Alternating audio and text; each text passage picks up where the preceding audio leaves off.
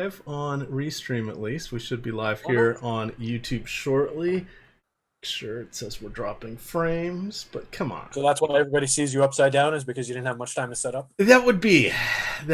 All right, it looks like we are live. Here we go. Thank goodness. Boy, this has just been a little crazy. I was on the road here. I'll fix the cropping, but we are MLB Live before lock.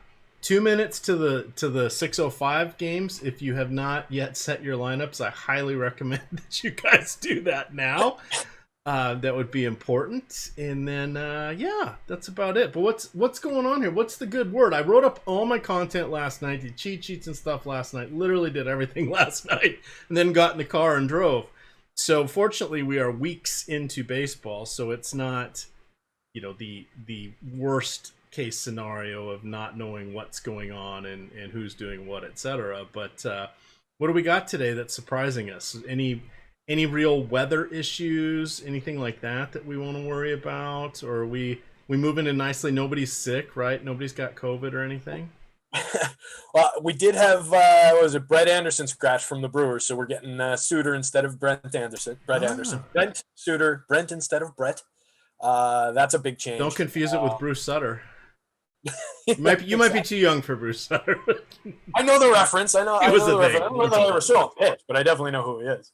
But yeah, that's definitely a big change. And then we've got a little bit of weather coming in for the Chicago and Detroit game, which is actually a big game offensively that I like. So that's an important spot to watch. It doesn't look like, just based on what I'm seeing on one of the other sites, as far as their color coding here, it's in yellow. I'm not really usually sweating a yellow game, particularly not for bats, and I don't like either pitcher there, so I think we're okay. Oh, and it just turned green. How about that? As I was talking, as if they're listening. There we are. Well, we there, Schmantasy. Yes, we have the news god on our side. Although we do. Come on. Where's the epidemiology degree?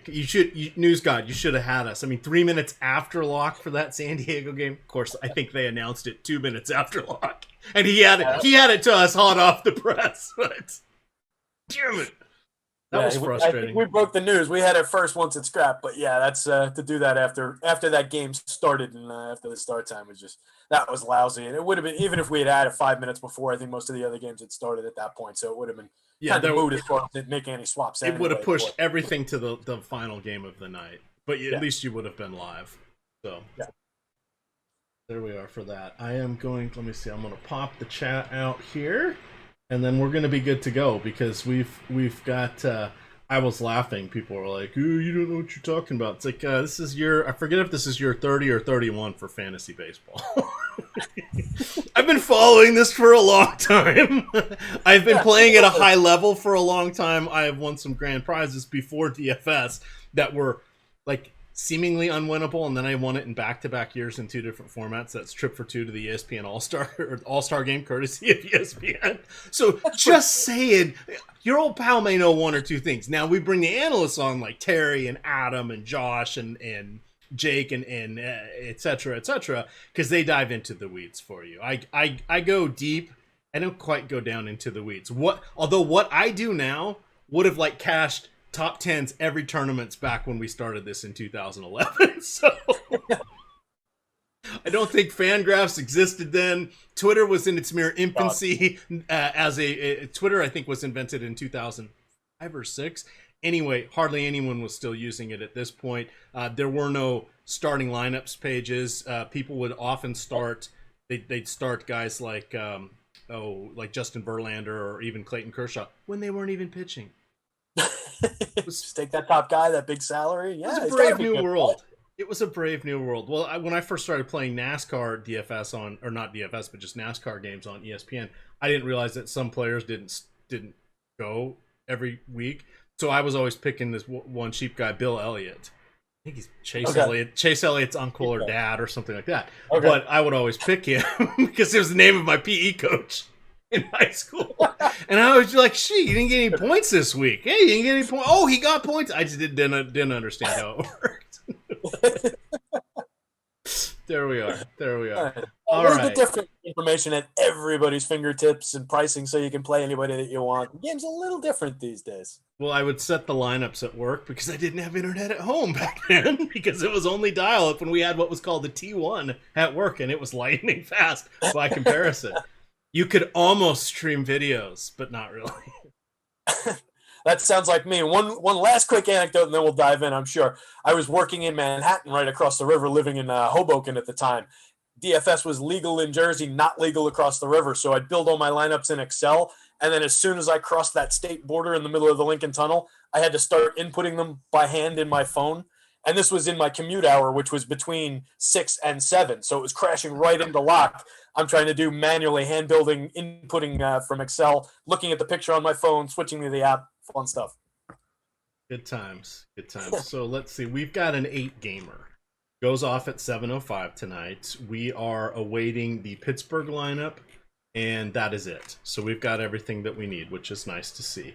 That is our first game. We'll talk about it because I don't think it's going to change the analysis much. I'm looking at Carlos Hernandez probably is about a 5 to 10%er, but it's just because we've got Coors Field. I need cheapies. I need differentiation as I'm heading into playing just on DraftKings tonight. What would you like to do in this first game? It's a little Carlos Hernandez, a little Trevor Williams, the guy who never quite gets blown up, never locks it down for us either. Seems to disappoint me every time I say, well, maybe we can get away with him. So, yeah, that's about what I think of Trevor Williams on most slates. He, as usual, kind of projects okay, and definitely for the money, 6,500 on DK, 6,400 on FanDuel. I get a good enough projection that it puts him in play on my board. There's not a lot that I can say that I love about the guy. 1.67 home run per 9 last year, 2.23 this year. That's 10 home runs in his 40 and a third innings. Ouch. 8 home runs to right-handed hitters. Last year it was kind of equal power to both hands. He's given up 7 home runs on his four-seamer this year. 255 ISO on the pitch, so his four-seamer's just kind of sitting really flat, not a lot of spin. For his career, he's an 18.2% strikeout guy. Royals are 13th best in baseball with 44 homers in the split, 22nd with a 155 ISO and 17% below average WRC plus. So it's like a spot that fits his exact profile. He could get away with it. He's probably going to end up giving up 5 runs, but not like 4 home runs or anything. So it's a spot I don't like. It's a pitcher I don't like, but we can probably roll out a few shares of him limited on DK. I don't want to really get to him on FanDuel. Hernandez, like you said, similar on the other side, probably just small shares. We're trying to gobble up that price. I haven't seen anything on innings for him. This is his debut start. He's made two outings out of the bullpen. He's their 12th ranked prospect. He's a sinker bowler. Big time usage on the sinker, about 40% usage on his sinker. Decent strikeout on that, and then his curveball in like really limited sample. But he was a mid-20 strikeout rate guy in the minors, so potential here. Decent prospect going up against a really bad Pirates lineup. Last in the league, 130 ISO against righties, 35% below average. They've hit 29 home runs against righties, which is 28th in baseball. 213, 273, 343 slash as a team in the split. So like nothing in this lineup. But I could also argue that you can grab some of those bats. They rank decently well in Alex's stack tool, and they are facing a rookie, and they are really well priced. So it's kind of a game where I can get to small shares of pretty much everything. Yeah, and that's kind of where this one's going to be. There's going to be some places where we're going to be absolutely heavily concentrated. There's no question about that. See a couple people getting a little salty in the YouTube chat. Reminder: we do put out free content for you guys constantly. Now, I want to direct everybody to the Awesemo homepage because we have the Terry puts out every day 2 different stacks article. One is an overnight article, and then one is written once we know what popularity is going to be for the different stacks. I do one that covers a team for each slate: early, main, evening, late. As many slates as there are, I'll talk about a stack. They're not always going to be great stacks, and I'll call it out and say, hey, let's not play this on the main slate, but on the short slate, let's go with this one, because we know that DraftKings and Yahoo and FanDuel run a lot of these turbo slates and mini slates and stuff like that. So that stuff's very helpful for you. And then we have, who is it? Austin writes up the, Spotlight pitchers, where he's going to cover 2 pitchers for you every day. So that's a free stuff. Plus, we usually have 2 shows. Saturday's not quite as much. Crickets for pretty much most other sites putting out nearly that much content, let alone on a Saturday. And here we are. So come on, cut us a little bit of a slack. As Josh is it Josh or is it you that says we'll gladly or Lofty, we'll gladly pay you back your misery. We'll refund your misery for our content. I think that's a lofty line. Lofty or Josh, but yeah, that's a good line. Yeah. So come on, guys, we got you covered here, and we're here giving you questions, answering questions, giving you the goods. Giving you good information. You're watching us enter our lineups. You get to see Josh actually break them down on screen. You watch me, call out right at the last minute what my percentages are going to be. I'm playing those lineups. Here we go. It's a couple $100, but whatever. May not be a big bank Hank. And then you've got Terry who does this full time. We got you covered. And then you got Greg, fantastic talent there. And then we've got a whole new stable of guys for football. That's the important thing to remember. Tomorrow, football. Our shows kick off, see what I did there, at 10 a.m., 3 hours up to lock. And then not only that, but we're going to give you 45 minutes before Sunday Night Football. We're going to give you a live before lock, single slate breakdown on that. We've already got articles up covering all of the above, and most of them are free. So check that out. We got you covered. Oh, I forgot. News God, my apologies. We've got the free blog, the live blog on the front page, where he will answer your questions. That's also free. Telling you. You see what we're doing for free? You got to get behind the paywall here. You're crazy if you don't. There's all sorts of goodness here, and I will throw out some promo codes in a bit. We're gonna tease you on that. Terry, let's get on here to our next game here, game 2 of 7. Kyle Hendricks, Brett Suter, Bruce Sutter, Brett Suter, Bruce Sutter. Kyle Hendricks. I've said this countless times this year. No more Joe Madden leash. He's getting to pitch a lot. It's causing his efficiency and his good numbers to go down a little bit. He has gotten knocked around later in games a couple times because he's going a little farther than he normally has. But at 8,700 going against the Brewers, who are not great against righties, particularly if you look at the bottom of that line. Oh my God, it's the former Mariners lineup tonight. Vogelbach is in there. By the way, this is Vogelbach's 3rd team of this short season, if that tells you anything. 2019 All-Star Dan Vogelbach. Mariners, Blue Jays had him for about 11 days, not games, days. And they're just like, nah, we're good. Milwaukee picked him up. I see Omar Narvaez. There's another guy who just has not got it going this season. He was the lefty half of the platoon last year for the Mariners with Tom Murphy. I know they've got Ben Campbell floating around there, and I think they've got someone else in the mix. They seem to be collecting former Mariners here. But what do you want to do with... Go wrong doing that. Yeah, what do you want to do with the pitching here? Hendricks, 8,300 for Bruce. Or Brent. Sorry, I even went the first name so I wouldn't screw it up. I still screwed it up. There we are. That you guys can roast me for. That one, that's on me. What do you want to do with the pitching here, Terry? So I think I can get to Hendricks on DraftKings at 87. 93 is probably asking a bit much out of him on the one pitcher site. You can do it. He's not going to be highly owned, 7.5% ownership. So I don't mind it. But he wouldn't be like my top guy to go to over there. But I do think the spot is good. Don't really want anything to do with Sutter on the other side, Suter on the other side. Now you got me doing it. It's contagious.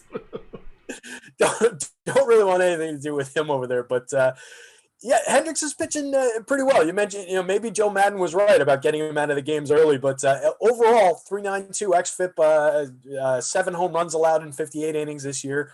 Throwing his sinker 33% of the time. Got a really good mix of pitches. Out pitch against both hands, which I always look for, always like to see. It's a changeup against lefties, curveball against righties. 0.89 career home run per 9, 20.8% strikeout rate. So just a quality veteran pitcher. And you hit it on the head. This Brewers roster is just kind of struggling. The active roster, 147 ISO and 81 WRC plus this season against righties, 25.4% strikeout rate. So there could even be some sneaky strikeouts hiding in the lineup here for Hendo. So I like the spot. I really do. I think he could put up a good start here. Like I mentioned, I prefer it on DK. Just clicking over to the top starters, it looks like Alex likes him on both sites. He's got him 3rd ranked on both. So, yeah, I guess. And actually, I wasn't fully thinking it through. He probably is my number 3 on FanDuel, too. because it is a big swath of mediocrity after this. I think the way I wrote it up last night, just in introducing the slate, was we've got two pitchers in Zach Gallen and Zach Plesac, and then a big swath of mediocrity that's calls itself has-beens, never will be's, and Kyle Hendricks. So he's kind of the top option within that swath of pitchers. So, yeah, I think we can get to him, and I think we probably need to. All right, I'm going to drop a few links here in chat, and we're going to talk about some NFL promo codes here. But I don't want to leave Donald hanging here.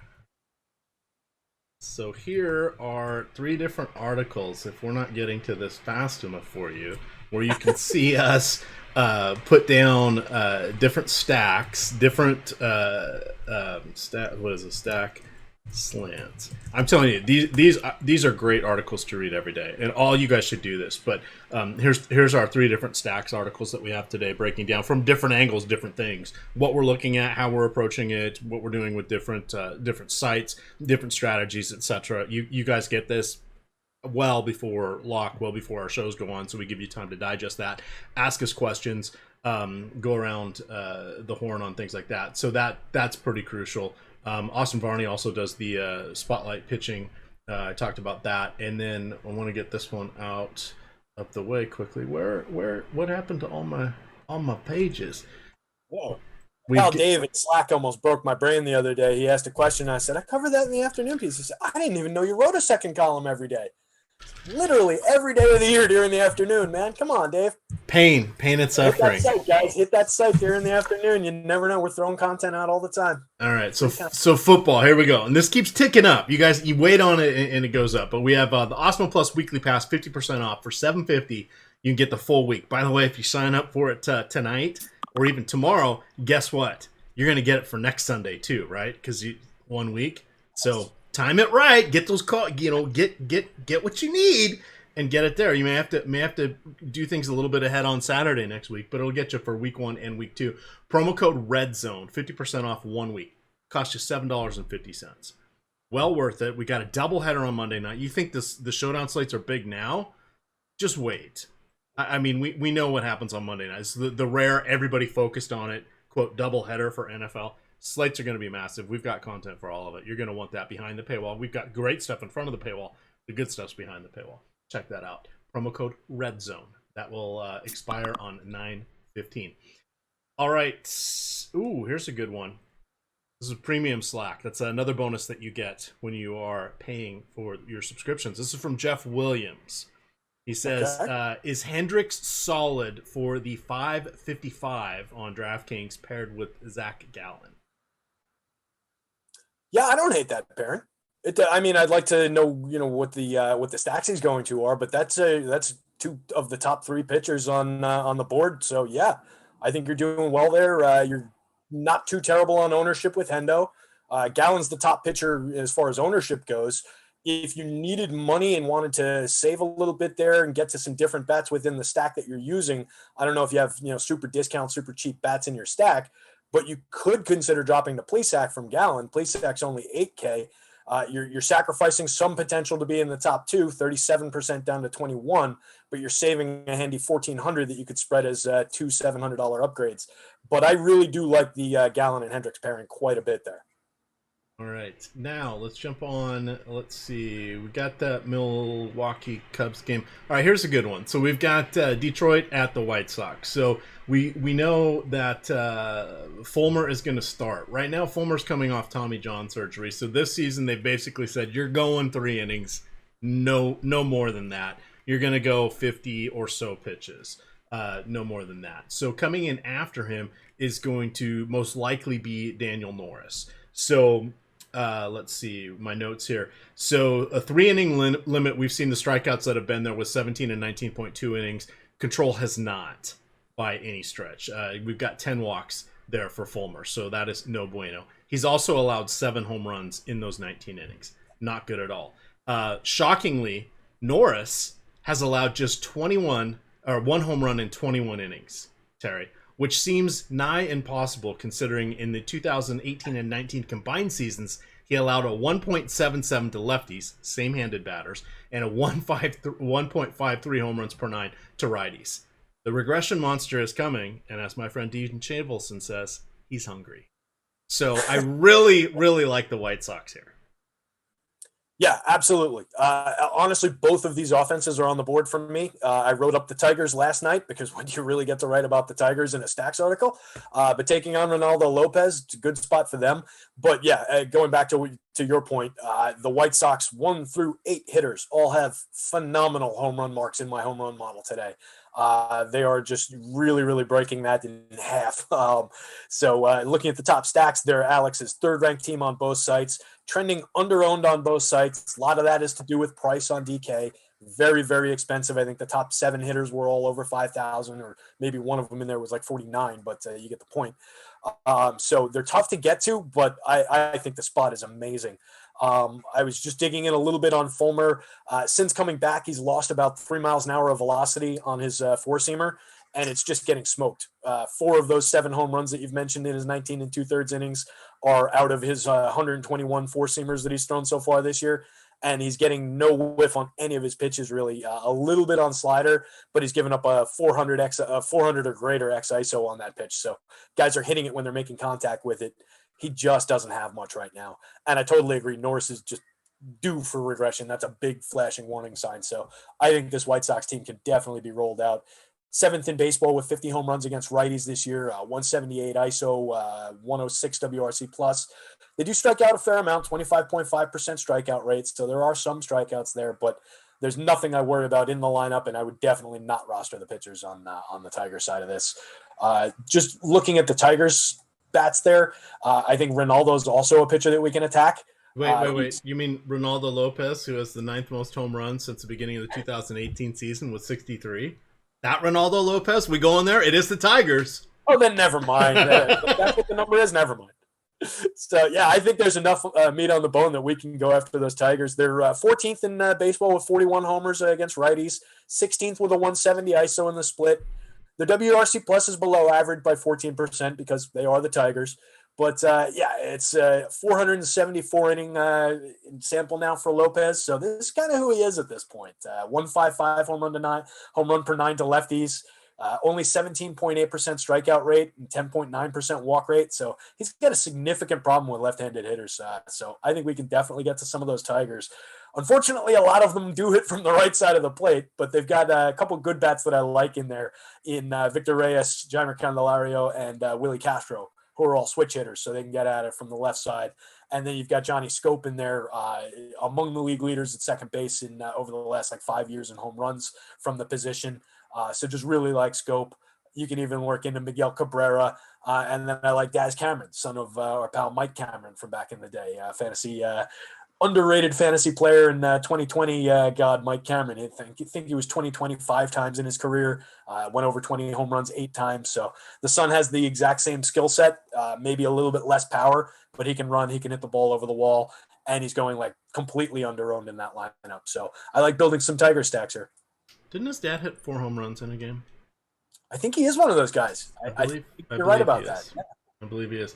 They just circle back here, since you sort of asked nicely. Tony J was worried that we didn't mention the hitters in that Chicago and Brewers game. We kind of did. I was making fun of the Brewers, saying they had a lot of Mariners retreads. I wouldn't go past the top 4 if you're only making a handful of lineups with them. The rest of them are kind of garbage at this point. Braun is so-so. They're cheap. They're cheap on DK, so you can play them, especially if you're playing 150, but they're all kind of disasters, unfortunately. From the Cubs side, I'd look to the righties going against Suter here. Most likely Bryant, Baez, Wilson Contreras would be my top 3. Ian Happ is a switch hitter. He's leading off. He's a great play. His price is caught up, though. He's now 4,700. For a while, we were getting him in the mid-3s on DK. So you're paying a premium for that. He's better from the left side of the plate, but he's still in play for this one. Anything you want to add on those hitters? I will tackle that just real quick. Yep. Because the Cubs are, if you look at some of their stats this season, 113 ISO, 75 WRC plus against left-handed pitching this season. So we did kind of skip over that. Last in the league with just 8 home runs. But if you reset that to the start of 2018, they get a lot better. The ISO is still just 156, but the WRC plus goes up to 92, which is only 8% below average. So we know we're taking Rizzo and Schwarber basically out of that lineup as far as the power goes. But we've still got guys between Bryant and Baez and Happ who just annihilate left-handed pitching. Over that sample, Bryant is 321 ISO in 250 plate appearances against lefties dating back to the start of 2018 with a WRC plus 79% above average. Baez in the same sample has 300 plate appearances against lefties, 284 ISO, WRC plus 38% above average. Build with some of those Cubs righties. Don't be too scared of the lefties. This is Brent Suter we're talking about. He's a ground ball pitcher. That's really all that he does. He doesn't strike many guys out. He brings it at 86 miles an hour. And his 86-mile-an-hour fastball is his biggest whiff pitch. It was on Brooks Baseball. They described it as below hitting speed, which I found funny. So he's not much of a pitcher. So, yeah, roll those Chicago bats without too much concern. All right. Leaving no stone unturned, we want to make sure we do get you guys the good stuff here. Moving along here, we got 5. That was a good question because they, like I said, they do look ugly against lefties in the split. So yeah, absolutely.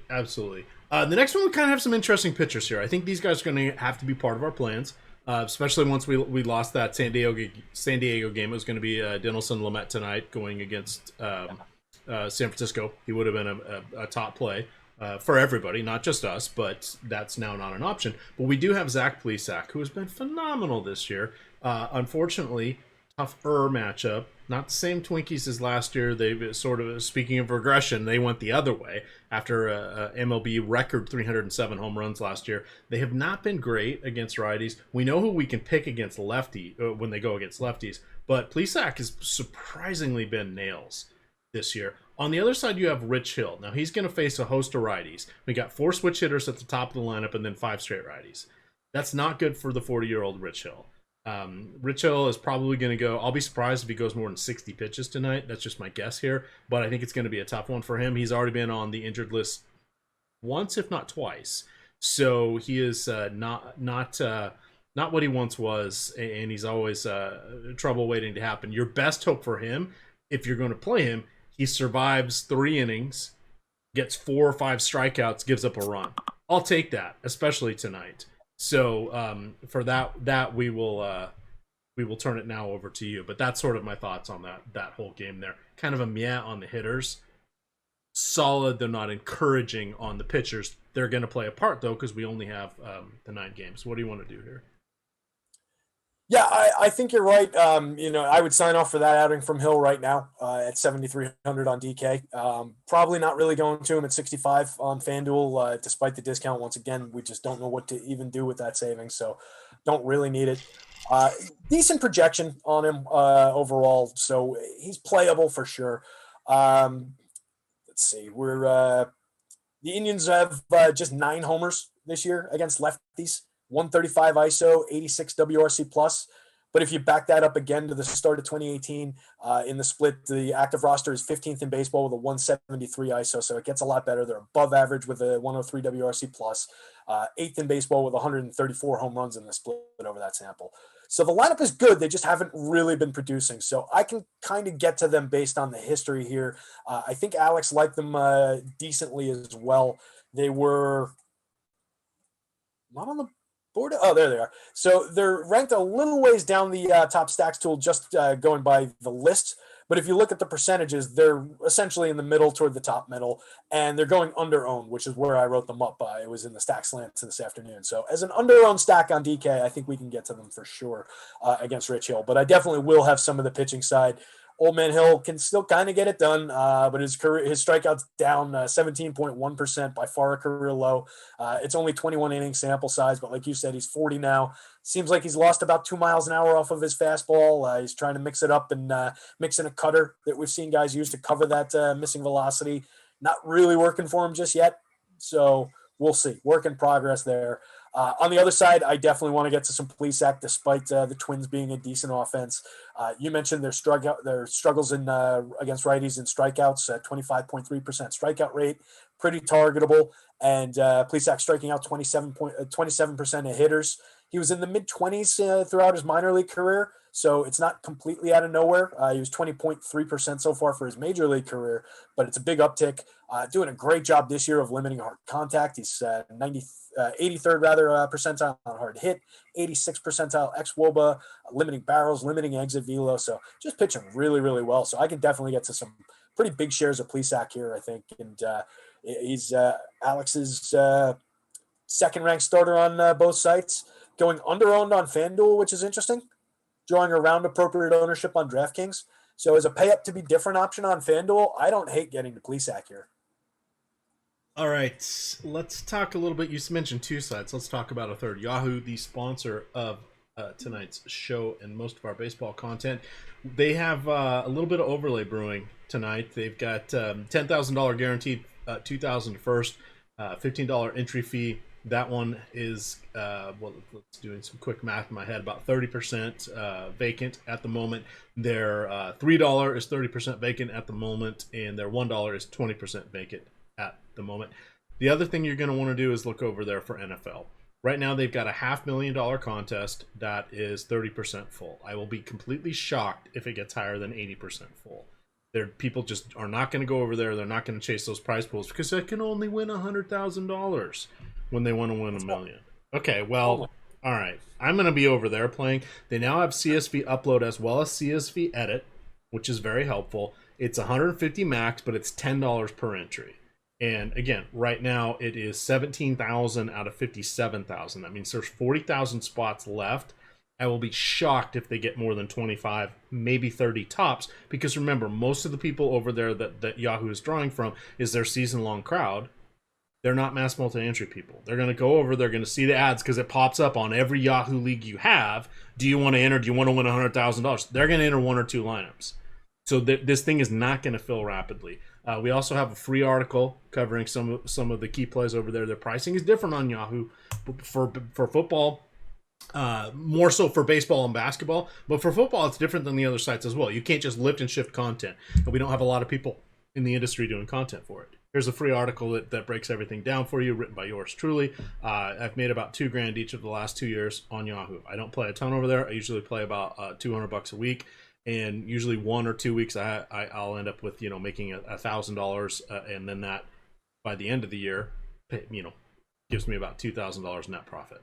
So very nice. I don't think anybody would hate that. Think about that like your home league. Set your adjustments appropriately. Set your expectations appropriately, and you can be rewarded for sure. That's what we got to do here. Not everybody's going to make six figures, but you can because that's where the prize is. But just be happy with it. Just be happy with it. All right. Yeah. And I tell you what, just real quick on that, on your point as far as the season-long people just popping in there, because it's almost impossible to hit things on your app without accidentally hitting their daily contest. All of a sudden, you're in the lobby, or you're like, pick your players. It's like great. Main lineup. It was one click. But just to that point, with all those people coming over, those people are very much programmed to think in season-long terms, ADP brain and groupthink right now. So they're not thinking daily fantasy strategy at all. They do not know how to build a lineup. So there's natural edge just in that fact alone. So just one more reason to hop over to Yahoo for some football. Absolutely. All right, they were asking what is my beverage of choice tonight. Well, it's Diet Pepsi, and you can see it's kind of warm. Oops, let me move it back in the camera. See that little line of condensation there? And draw down it. Yeah, it's kind of wasn't as warm as Virginia Beach where I was, but it's warm here. We weren't home for the last week, and we're just letting the air conditioning catch up to us. I'm schwitzing a little bit, as they would say in the delis up by you. So, what do we got here in our next game? Because we got two more pitchers that are interesting. I was ready to talk about going against Framber Valdez. I then started looking at all of his numbers. I believe he made his first appearance last year. Holy hell, he does not get blown up. So I could not in good conscience say, let's go to the Dodgers tonight, because even though they're godlike in righties versus lefties, I didn't quite want to get there. I even erased what I had written and picked another team. I don't know that I want to play Framber Valdez, but that 5.3 implied run total feels a bit high to me, Terry. This is a 5:30 local game, or a 5 o'clock local game, so it's going to be in the low 80s, mid to low 80s, which is warmer than we see in the night games that we get for the Dodgers. But I don't want to go against Framber Valdez. I can't pay 8,900 on DK for him, 10% guy, but I cannot in good conscience go against him.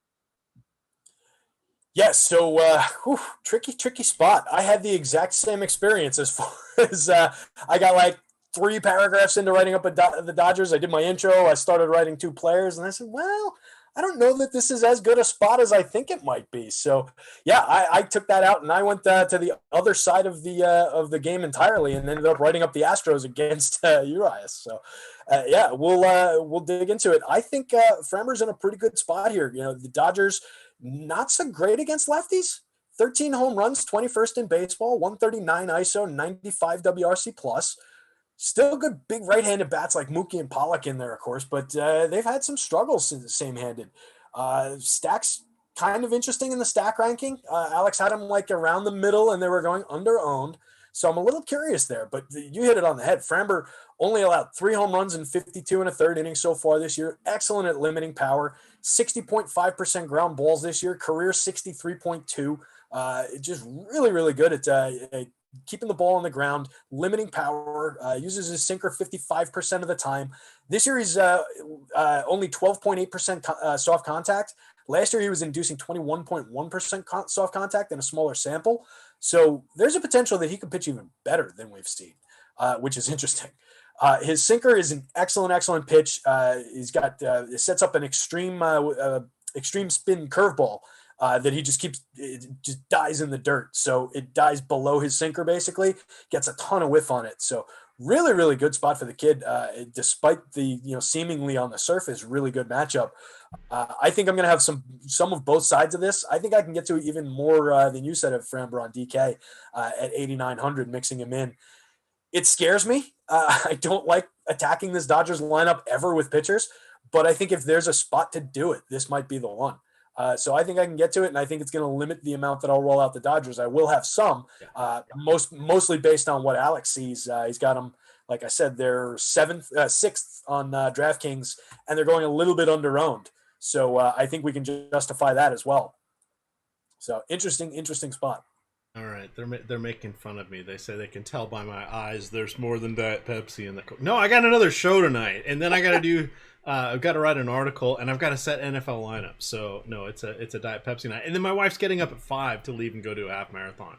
Who does that to themselves? I don't know. But then she's gonna get up, which gets the dog up, which gets me up. So there we are, and. I'll be settling down for a nap around 5 before I have to wake up and do the 10:30 NFL injury show tomorrow. Yes, as far as the eyes, I have had a lot of problems with LASIK surgery, so I have a lot of eye drops going on. So when you see them get red, it's because I've been staring at the computer screen way too long. But speaking of red, hey, promo code REDZONE gets you half off 1 week of Awesemo Premium NFL that's going to expire on the 15th. But you get the entire week, all access, plus you get Slack. You get everything we've got NFL behind the paywall. And that is just $7.50. That'd be $1 a day. Well, a tiny bit more. Who's counting? All right, moving along to our next game here. We've got the Angels and the Rockies. This one feels like a big one. It's kind of important. Where did the imply last night? It was 13.5. Where did we land? The Angels have gone down to 5.6. Who's out of the lineup? Oh, they did? Ohtani is not in the lineup. So, all right, that's big. Which makes sense. By the way, how many stolen bases do you think Ohtani has this season? 1. I believe they said on the broadcast last night 7. No. Yes. Really? I have not looked, but they did say 7. So I did not realize that. Hold on here. Looking at the Angels, we've got some discount dandies and then some. You've got DK Jared Walsh batting second, 3,100. It's a lefty-lefty matchup against Kyle Freeland, but come on, 3,100. All we need is 2 at-bats against the bullpen to justify a price like that. Pujols, 3,400. Still looking for that. What is it? 660th home run, I believe, unless he got one last night after I went to bed. But he is someone at 3,400. These are. Let me just double check. These are DK prices. Uh, Max Stassi, catcher. We got to play one on DK. 3,000. Rookie Joe Adell does have a 2 home run game under his belt this year. I think those are his only 2 runs. Maybe he's got 3. But he's 2,700 in Coors Field. What happened? Did they forget the Angels are in Coors Field? I mean, Mike Trout's 6,000, but Mike Trout's 6,000 at various points during the year. Not only when he's in Coors Field. What the hell happened to the pricing here? Yeah, that's. I mean, that is some bonkers pricing for Coors. And some of those guys were. It's not like it's a bunch of guys that were not supposed to be in the lineup. I mean, Pujols was going to play, Upton was going to play, Adell's going to play, but yeah, these guys are just cheap. DraftKings. Yeah, I think they might have forgotten where this game was. I think you're right. So yeah, I think some of those building blocks. The ownership isn't popping up for Stassi and Walsh because they weren't in the projected in the last ownership update that I put in my sheet here, but 40% ownership on Trout is kind of bananas to build in any baseball player at 40%. If you're going to do it with anybody, Mike Trout is probably your guy, but I just don't I'm never comfortable getting to that much ownership in such a variable sport on a hitter. So I can make an argument for getting away from the Angels for sure. And if you're playing them, yeah, you want to be building in some of those lower owned bats, some of the inexpensive guys, a Pujols at 7.2% ownership. Adele's drawing like 12 in my last update and very cheap. So I would want to get to him. I would want to, even hitting 9th, I would want to get to Andrelton Simmons just to make things different. I wouldn't want to only build with a Trout, a Rendon, and an Upton who are all 40, 25, 25. That's going to just tie you with everybody else on the slate. So you got to get different if you're using those Angels. I like the other side a lot as far as just the offensive upside, and nobody's really trending quite as high as the Angels are. So typically when the Rockies are going lower owned than the other team, I like to get to Rockies. They're a little bit more expensive, but they've got a lot of savings on the back end of the lineup too, looking at who's in there. From Murphy on down, you're talking about the mid 3s to the 2s. So I think there's a lot you can do with that lineup, and there's not quite as much ownership there. So I don't hate that spot. Barria, not a good pitcher. So somebody we definitely don't have to fear, and pitching in Coors, I don't expect very much from him. I don't really think he's going to be in the game very long. Rockies are 15th in the league with 40 home runs against righties this year. 164 ISO is 16th in the league. WRC plus is 24% below average, but again, bad pitcher at Coors. I think they can handle this guy. Over his career, Barria has a 2.34 home run per 9 to right-handed hitters. With a 49.4% fly ball rate, 17% home run to fly ball rate, and a 274 ISO. My man, look at that. Boom! Let's get some righties in the lineup. That just spells Trevor Story and Nolan Arenado to me as far as, what the universal translation with the Babelfish is saying in my ear. So, yeah, I think we get to some of those guys, maybe even throw like a Josh Fuentes in there, be a little bit different, only 3,700 hitting 6th at first base. So I think we can do some stuff with the Rockies there. And, again, mix and match some of the unpopular bats. It is Coors Field. They are going to be popular. But I think there's a chance that they definitely pay that off tonight.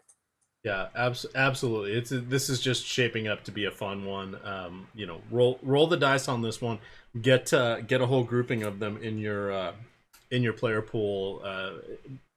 Go back for seconds. Go back for thirds. This is one of the night. Now I don't always say it's Rockies. It's a smash spot. There are plenty of times where I like to just not play them.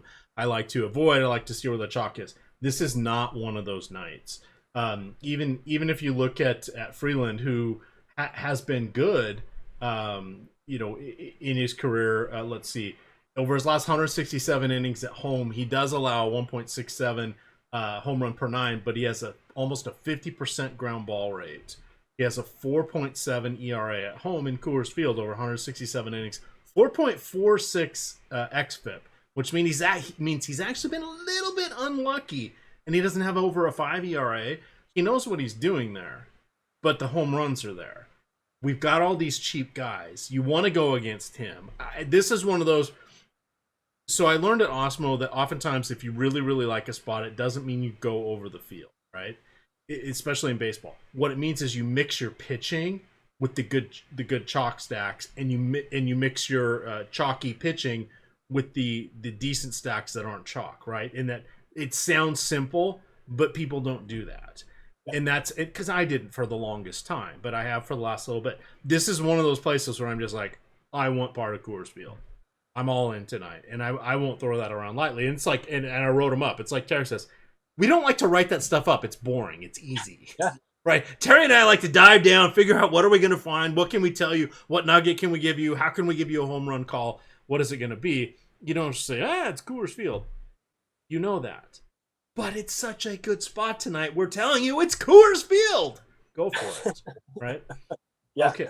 Yeah, totally. I'll flat out say that I usually don't recommend to go to Coors Field because, I mean, like you said, everybody knows it. It's just kind of a boring take. I rarely say like, hey, don't put it in your lineup at all. But for me, it's a spot I'm almost always looking to get away from Coors because they're always so popular. So I think as long as there are other spots, but like you said, in this one, I think this is definitely a just fire at will spot with Coors, particularly on the Rockies side. All right, I'm going to go load up a little Fantasy Cruncher here. It's something you can get as an add-on with your Awesemo packages. So I'm using the Awesemo version. A lot of times I just use the regular Fantasy Cruncher version, but I'm using the Awesemo version tonight. So it's going to be a little bit of an adventure for me because I keep forgetting to, or I look at the tabs and it doesn't say Fantasy Cruncher. It says Awesemo. I'm like, where's my Fantasy Cruncher? Oh, that's right. I'm using my Awesemo account tonight. So there we are. I chuckled on one of the strategy shows. I think it was the Lineup Builder show that Josh and Alex did, which was excellent. If you guys haven't seen it out there, Josh pulled up Fantasy Cruncher through the site and he said, "I don't know why." And he just stopped for a second. He didn't have Pro on his thing for through the site, just on through Fantasy Cruncher, so it screwed him up for a minute. Yeah, and that happens to me as well. So it works just the same. I promise you guys, it works absolutely the same. I just happen to have the other one in the Awesemo accounts just so I can it doesn't have quite all the bells and whistles, but I've just got one so I can double check and try to help troubleshoot for our premium Slack people if something's amiss, and then I can send a message over to directly to the people at Fantasy Cruncher and reach out to them since I know them and well, one, they support their stuff, but two, I've known them for a long time, and I can just say, hey, this isn't working, or hey, this isn't there, but that way I can tell if it's Awesemo or if it's the other version. Right, but I'm just using the Awesemo one tonight. So yeah, it's nice to be able to make that when you're lodging a complaint and talking to those guys. Yeah, you're one of the few people I think that can say those things, and it's good that you can. Well, it is. They're always like, "Thanks, EMac. Thanks, missed that one. Thanks." Well, okay, what are we gonna get mad at people on Twitter? Come on, we don't want to do that. Yeah. All right, we got two more games here. We've got 11, 6. Do we really have 16 minutes? That's a long time. A lot of time. You know what we didn't? We kind of glazed over the Astros bats. I mentioned that I switched over and wrote them up. Oh yeah, you mentioned that, and I made a mental note to say, really against Julio Urias? You're gonna do that? Urias. So yeah, I think we can get there. I really do. With Bregman back in the lineup, I like what they can do here. Overall, they're pretty good against lefties. Home runs are down a bit. They only have 21 this year, which is 17th in baseball. Team ISO for the active roster is still 205 in the split. WRC plus 13% above average. And then some of the lefties hit lefties really well. Reddick has a great split, 287, 341, 497 split with a 209 ISO, fifth on the team with 13 home runs against lefties since the start of 2018. Tucker tied for first this year with 4 home runs against lefties on the team. 285 ISO and 8 home runs overall in 2020. So really like both of those lefties. Brantley loses a little bit in the split, mostly out of his power. He maintains an okay hit tool. But then you get into the righties, and I like a lot of the righties against lefties. Overall, I do like Urias as a pitcher. 221 and a third innings for his career. He's a 23.7% strikeout rate, only 0.73 home run per 9. Strikeouts are right on pace this year, 22.1%. Everything's there for him. 4.21 xFIP, good stuff. He's got a heavy spin four-seamer, sets up his other stuff, gets good whiff on that pitch on its own. I like the pitcher. I'm not trying to say that it's not a good spot for him or that he's going to do poorly. I just think that there's enough upside in those Houston bats, and it's a spot where nobody's really going to them, that I think we can probably get there. And I think I'm going to roll them out above what the field is, or at least, try and get to them in some sneaky spots. 4.2% probability of success on DK, going about half that as far as ownership goes. Trending right around the 4% probability of success as far as ownership on FanDuel. So not as good a play on the blue site, but I like it on DK. Yeah, and that's something that's important to note here is we know that these, it's baseball. Weirdness happens. We have to embrace it, and we have to understand that pitchers, borrowing from the old phrase of, the old crusty old managers, no matter how bad you are, you're going to win a third. No matter how good you are, you're going to lose a third. It's the other third that matters, right? And that's just platitude since 1900 baseball. You can put the same thing on pitchers.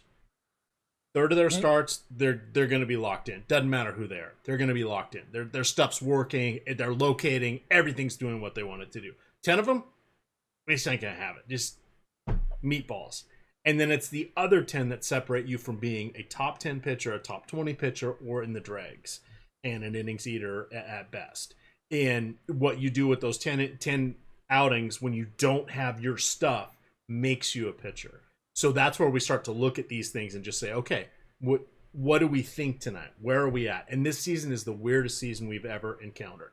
It's short. They had 2 ramp-up periods. We had the expanded rosters. I was making a comment about the expanded roster saying, they went to 26, and you're like, oh, no, they changed that. I went and tried to find the official they never wrote that up anywhere. Oh, right. I looked because I'm like, oh my, no, I believe you are correct. And it was one of those things where, like, even if you try to find the rules and the whatever, Major League Baseball this year, they're not hiding it. They're just like, we don't know. And as we've seen, they're canceling. There was no cancellation policy. Nobody knew what was going to happen. We still don't know how they're going to make up the games and get everything done and do all that for the playoff teams before the end of the season. And guess what? The season ends in 15 days. That is wild. Okay, here we are. But that doesn't help us for tonight. Yeah. All the rules of baseball are unwritten this year, I think. So it's been fun. But that's wild. Wow, 15 more days. I can't believe it. Yeah. Gotta make your money fast, guys. Absolutely. Contests are going to be incredibly small tomorrow on all sites. Yeah, tomorrow basically doesn't even count. Yeah. So we will have our articles. We will have our projections and stuff. There won't be a show because we're going off at 10 a.m., taking you up through NFL Lock, 3 straight hours, free shows, and then we're doing 45 minutes before the Sunday night game. All right, now it feels like we are in a time crunch. We got 2 games left. Need to talk about pitching here. Roof is open in Arizona.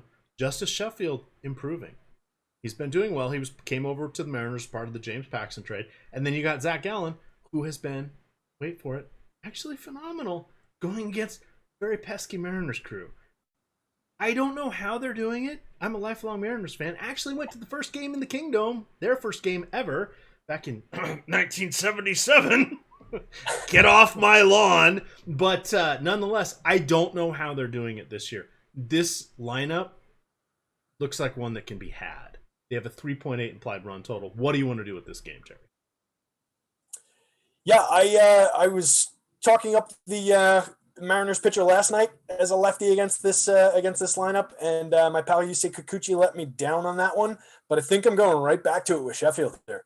This lineup is just not good against lefties. They only strike out 22.6% of the time, which is the best thing they do in the split. The 29th in baseball with a 110 ISO against lefties, 43% below average WRC plus, so they do not create runs. So I think we can get to Chef here. 21.9% strikeout rate in 2020, 48.2% ground balls, inducing only 13.2% soft contact. So we could do better in that department. It would be nice if he did. But the kid's been pitching pretty well. I don't hate the spot. Gives up a little bit too much hard contact, which is where the balance of that goes. He's sitting 9th percentile in hard contact this year, 14th in exit velo. So if he leaves the wrong pitch hanging, it's not going to work out for us. So it's a little bit dicey, but I think we can ride that team and their inability to hit lefties and get a decent outing out of Sheffield here. So I can get to him for 7,700 on DK. I don't hate that. I don't know how much of it I would want at 86 on FanDuel. That's a little bit more to ask out of him. So just looking at the top pitchers, he ranks out in the upper middle, I would say, upper middle class, and he's going about half as owned as he should be on DK and a fifth as owned as he should be on FanDuel, or like a third. So I think he can, if you wanted to pay up and be really, really different and be really risky, you could do it over there. But I much prefer it on DK, and I think we can get to a pretty decent share of them. Gallen, not to bury the lead, is probably the top pitcher overall on the site, on either site, despite the price. Getting a good projection on him. Don't know either how this Mariners lineup is really doing it outside of Kyle Lewis and Kyle Seager in the middle. Like those two guys a lot. Dylan Moore's given him an okay season so far. Maybe Ty France is giving him a little bit, but yeah, mostly smoke and mirrors here. Gallen, 28.4% strikeout rate for his career, right on point this year. He's big uptick in his cutter usage. It was 15% last year, up to 27.5% this year. Good whiff on that pitch by itself, and it really sets up his curveball. And he's getting a lot more whiff on that pitch. So he's got a really good pitch mix. So starter I really like to get to. Mariners 25th in baseball, 30 home runs against righties, 154 ISO. They do have a 107 WRC plus, which is interesting in the split, which speaks to them being a little weird and frisky. Can't really explain it, but it's there. But it's not going to scare me off Gallen. All right, final. Yeah, I think we got everything on that one. Final game of the night. We have TJ Antone going against Dakota Hudson. Dakota Hudson, I wanted to ride up against him, and that's where I ended up just realizing there was no true late slate and just defaulted to the Coors Field extravaganza, as I like to call it, because I thought Dakota Hudson had a longer track record of being crappy. He doesn't. It's really this season. He was heavy ground ball guy, and that's what I thought coming into the season. But then this season, it's just been a disaster of epic proportions all around. But it feels like bad luck.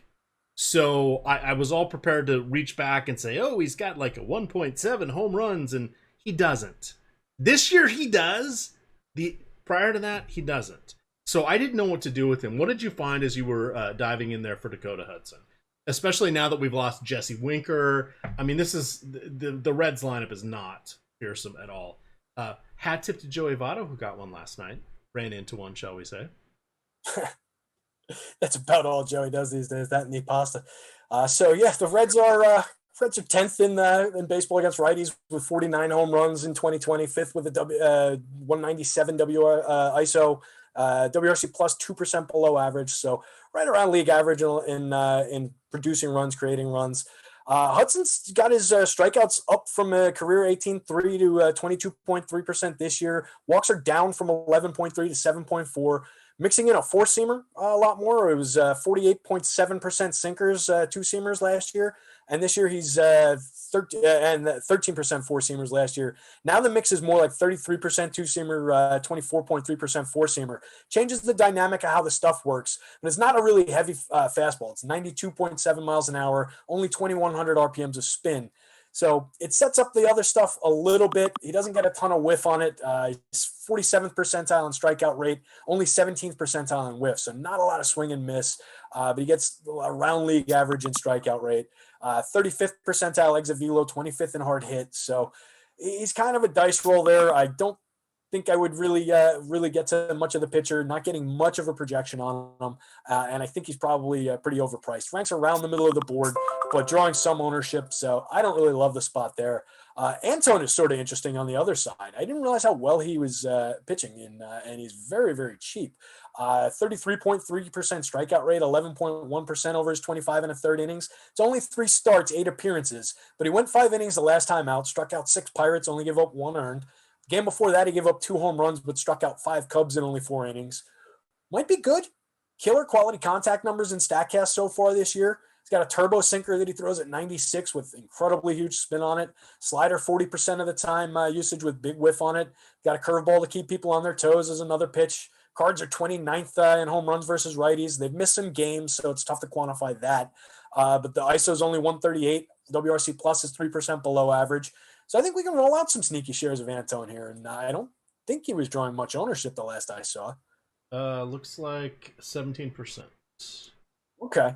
So yeah, and a little over, 17 came down. He's around 14 on my last update for the probability of success. So not terrible. I think we can definitely get to him there. All right, I'm running some crunches here last minute because there's nothing like doing things at the last minute. I did just get a message from one Adam, Ship My Money Share, says, hey, I'm ready to go. We're going live at 7:30 for the 8 o'clock game. You will be getting to hear a lot from Adam, a tiny bit from me, but we are going to get you guys down for the showdown slates, single game slates on both sites. We have 4 minutes to go here, Terry. If you were going to grant some home run wishes Who would you like it to go to? I was getting some killer home run marks on those White Sox, and my pick for the day was Eloy Jimenez. But the top handful of guys on my board are all on the Chicago White Sox, so you can roll with that if you want some power. All right, I've got 4 minutes left. This is how strongly I feel about our friends in Coors Field. I'm going to zero out all the other teams. I'm going to go to Coors Field. I'm going to put each team at 60%. We'll run some 5-mans real quick. I'm going to run some 4-mans real quick, and then I'm going to upload. I like it. I am hoping that my lineups move over that I just selected to the other tab, and then I can grab it, export, and we'll be good. All right, I think we're there. And this is where people are like, oh, yeah, what are you guys doing? I only play a couple $100 because I'm building, I'm touching home base, I'm figuring out what's going on. Uh-oh, I just realized there might be some sort of turbo slate I've signed up for tonight and did not do anything. I hope that's not I hope that's a normal, or a, what do we call it on DK, a 1-pitcher turbo slate. Because if it's the 2-pitcher turbo slates, I'm going to get some zeros. Uh-oh. But that's okay. We're going main slate here. I'm going to hit save. I'm going to upload. I'm going to remind all you guys that there's a ton of overlay at sponsor Yahoo for their football. I will be shocked if good. I will be shocked if their contests go off at more than 80% filled. Them's fighting words, as some would say, but that's where I stand. I mean, between all the advantages we discussed just from a player perspective and using our data going up against people who might not necessarily be as DFS inclined and everything, plus overlay on top of that by 20%. I mean, that's what more do we need to tell everybody? I love this. And we're about 40 seconds till lock. We're probably going to be at lock when you get this. So John Sarkis says, remember when Seattle had the tugboat bullpen car? Yes, I do. They also had the SS Mariner. Was like some other thing that they had out there where they'd shoot cannon, similar to what Tampa Bay does for their NFL team, for the Buccaneers. There was a variety of things, but in the late 70s, early 80s, there was this whole thing about bullpen cars. So they drive the pitchers in from the bullpen in these like souped up golf carts, like you see, or like the helmets you see driving around at college football games and stuff like that. That's kind of what they were. So they were like what Jake drives in Major League when he goes to see what's her face when he goes to see Lynn. He takes the bullpen car. That's what that joke is. Because those don't exist anymore. What are they saying? We still have 5 minutes till lock. It's lock at 7:05 with Pittsburgh, guys. Yeah, I got 34 seconds, so you better get your lineups in, SJ. Yeah, I uploaded. Yeah, but I do want to point out. Yes, I remember that because look, here's Steve Largent autographed photo. Oh wow! Here we go. That's awesome. My brother got it for me for my birthday. To Eric, wish you the best, Steve Largent. Right. Nice. Very personalized. He thought a long time before he wrote that. I would almost say if you were going to sign something like that for me, put like an offhand insult instead. Just put something wacky and funny. What am I missing? Oh, the lock is at 7:10. Oh, they moved the Pittsburgh KC game back to 7:35. Oh, how about my sincere apologies. We have 5 minutes. Let's answer some questions real quick. White Sox or Red Sox stacks from Brian? White Sox because the Red Sox aren't on the slate. Did I read that correctly? Reds, Cincinnati Reds. Sorry. White Sox for me. All right. Dahl is so cheap. He is coming off the injured reserve. Do you know that? And he has been horrible. This Pittsburgh game is delicious. Yeah, Dahl drawing a little bit of ownership too. 18% ownership. He's only 2,900, so that's the price that was just getting referred to there. Tough ask though. I think toward the bottom of that lineup, just coming off the injured list at that kind of ownership, it would only specifically be due to that I would maybe look in different directions. But just looking up and down the team, you're not really going to do much better with any of the other outfield pivots. So I think you can roll Dahl out with confidence in that lineup. Right. Looks like Miles Sanders did not make the trip to Washington. That's NFL. Yeah. But, you'll want to be cognizant of that. And Debo got put on the IR was the other big piece of news I saw. Oh, I missed this. My apologies. Pirates-Royals game expected to start at 7:35 on Saturday. That came out an hour ago. My apologies. A lot of moving parts here. But let's see if we can get some more questions here. Josh Bell or Daniel Murphy for Brock? Sorry, who was it? Josh Bell or Danny Murphy? Daniel Murphy. God, he was so good for the Mets and even better really for the Nationals, and it fell off. He got old. Never get old, kids. Never get old. I go with Murph. What the hell? They're coming up about the same. Yeah, I think it with going against Barria in the the spot is better. And the bullpen, because how many innings? 3 for Jaime Barria? Yeah, 3, 4, and then into that bullpen, which I don't, top of my head, is not a very good bullpen. I don't have any of the numbers in front of me, but yeah, I think that's a spot you can attack. Murph hitting 5th. He's got a lot of ownership on him. That's the only thing, but you're expecting that if you're going to Coors anyway. So I think you can make that work. Couple home run guys not on the White Sox, just to give people something to play with. Ooh. We mentioned the power on Arenado and Story. Those are the 2 top non-White Sox on my board. Then we get down, I mentioned Johnny Scope and his ability to hit the long ball, so we've got him up there from Detroit, second baseman. Schwarber is on the board, which surprises me in I believe, a lefty-lefty, if I'm remembering correctly. I've got Eugenio Suarez as a nice mark here. Chris Bryant, we mentioned, mashes left-handed pitching, so definitely I would look to him. Javi Baez as well. Sal Perez making an appearance, although that game's delayed, so not sure what's going on there. Miggy Cabrera, another Christian Walker. Where's Christian Walker landing? He is here. This is probably what I'm looking at, like top 25 overall, and some of those are guys who are not actually in the lineups because it's just the entire sheet. So yeah, top 25, top 20, somewhere around there. 8.93 if you're going by my index. Usually 10 is like my mark for he's got a good chance to hit one, but that's like high average chance, I'd say. All right, Murphy or Pujols? This is for SJM and Premium. SJM, a stalwart of Premium chat, always keeps me on my toes. SJM must be playing in 2016. Well, he's a little confused because there's no more fantasy draft to play on, so I believe he's playing on DraftKings now. And so, I miss it too, SJM. I miss it too. Same price, same spot in the order, just on a purely speculative ownership play. Let's take Pujols because he's only 7.2% owned in my last update. I can't imagine he trended much higher than that. Yeah. So if it doesn't really matter to you any other way, grab the ownership. And then Walsh from same game was the third secret option I didn't mention. Batting second, Jared Walsh, lefty against lefty, but I still want to go Pujols. Yeah.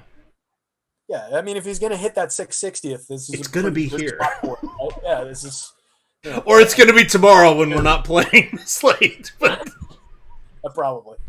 Everybody's watching football. Nobody will see it. That sounds about right. Yeah. But Pete Witters, Jared Walsh for the Angels, a good value play. Absolutely. He's batting second in Coors. Come on. Yeah. 31 on DK.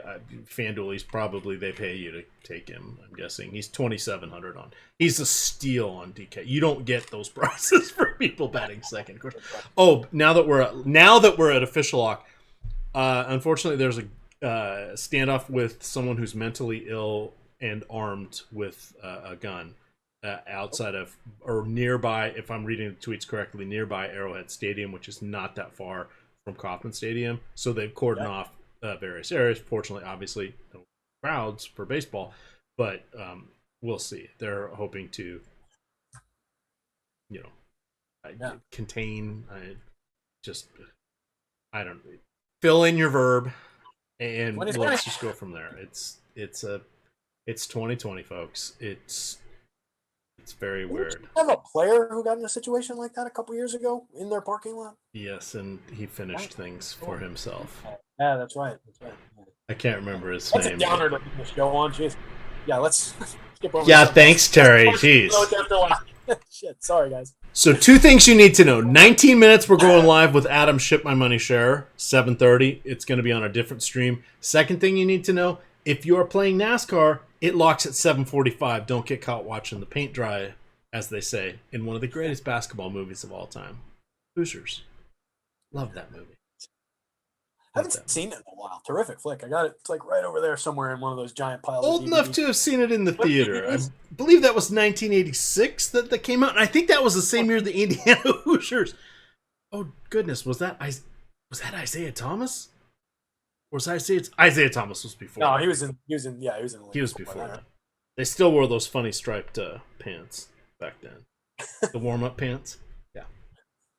With that, thank you, Terry, for joining us tonight. Remember, guys, show with Adam here in 18 minutes now, and then 3 hours leading up to lock for NFL. You do not want to miss it. You're going to get the Boss Man. You're going to get Josh Engelman. You're going to get Greg Ehrenberg. We've got a couple surprises / not surprises, but we have a whole new stable of talent. And by the way, in our in the can, as they say, currently on the YouTube channel, On the Contrary, hosted by Lofty D, since Chris Spags is off on his next adventure, Alex Baker, and then there's a rotating third seat. Oh goodness, it's Chris Spags. He came back to do week 1 for us. He is head of digital media content now at Vegas Insiders. I have not watched because I was on the road driving for 4 hours, but I want to go see, does Chris Spags fall into the host role and try to take it over from Lofty? I can't wait. I'm going to be watching that after the show with Adam, which is now in 17 minutes. With that, gamers, good luck.